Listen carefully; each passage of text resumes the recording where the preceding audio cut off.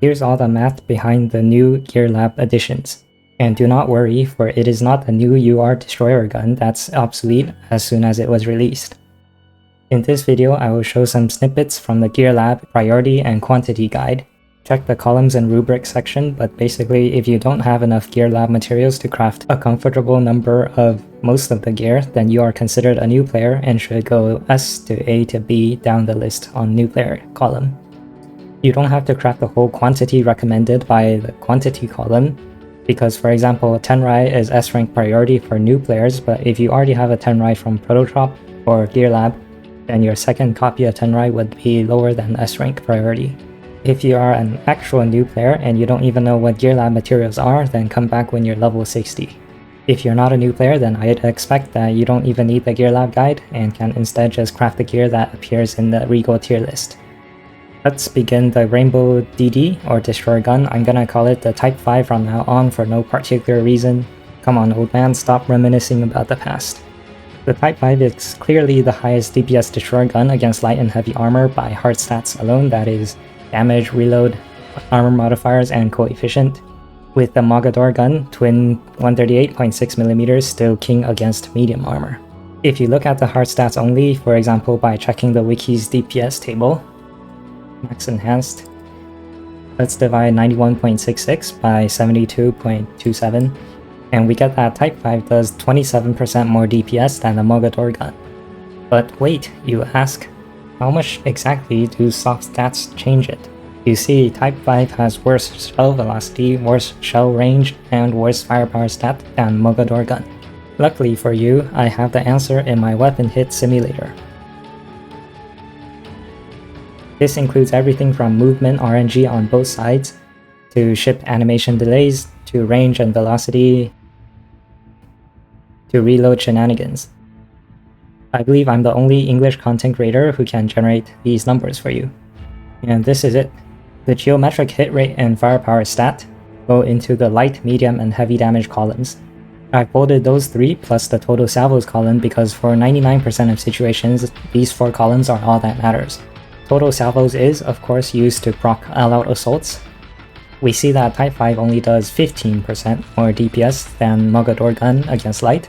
However, it beats Twin 100 Kai by 46% damage, which for basically every ship in the game eclipses the Twin 100 Kai's advantage in proccing all-out assaults, as well as its ability to set fires because Twin 100 Kai has a 100% chance of burn. If we look at Regal, then on every ship, say Helena, Type 5 is equal to or greater than Twin 100 Kai in every situation. And for example, Z52, he likes the fast guns, but still Type 5 beats Twin 100 Kai against light bosses and is not relevant against medium and also not relevant against heavy, because for medium and heavy you use the fast guns. Same with campaign, Type 5 is not worse than 100 Kai. For standard DDs though, Mogador gun still wins against Type 5 against medium armor bosses. And it's also good for piercing in campaign, so I put them as equal to each other. So Twin 100 Kai is basically obsolete now. There is little reason to craft it unless you're broke on T3 ordnance for Type 5. And yes, Type 5 does cost 6 rainbow ordnance instead of 9 rainbow designs. In conclusion, Type 5 is highly recommended for established players, and I myself will be crafting 3 or 4 to begin with. In fact, I'll do it now.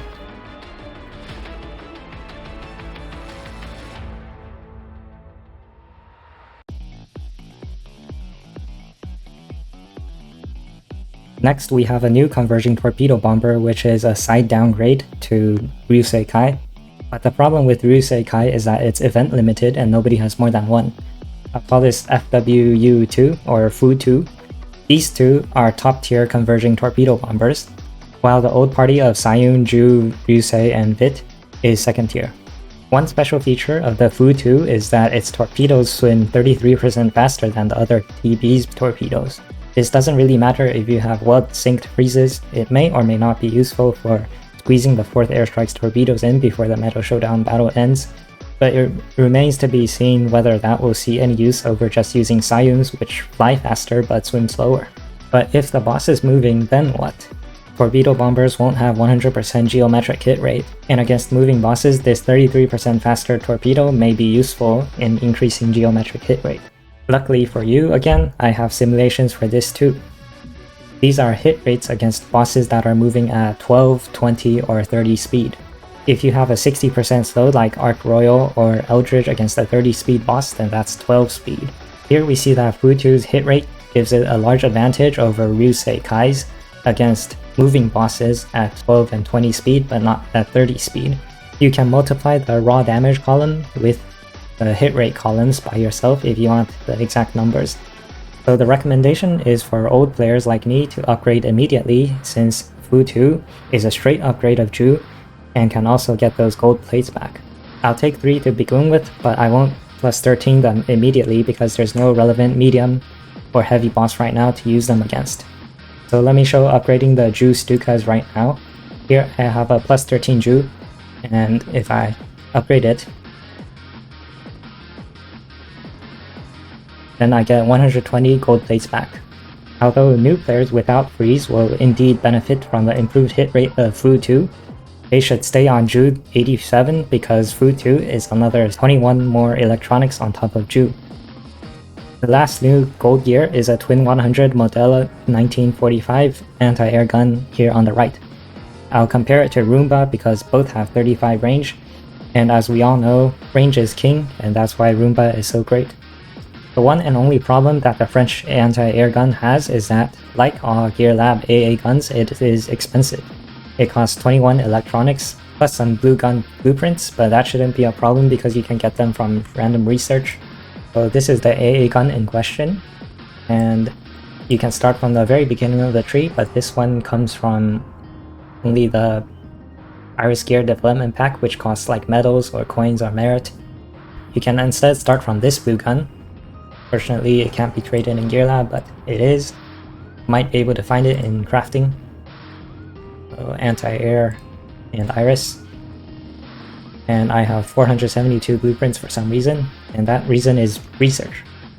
Unfortunately, this new feature that they just added recently, maybe it was even yesterday, it's kind of useless because this is just wrong. There's no research mentioned here, but it does indeed drop from research projects.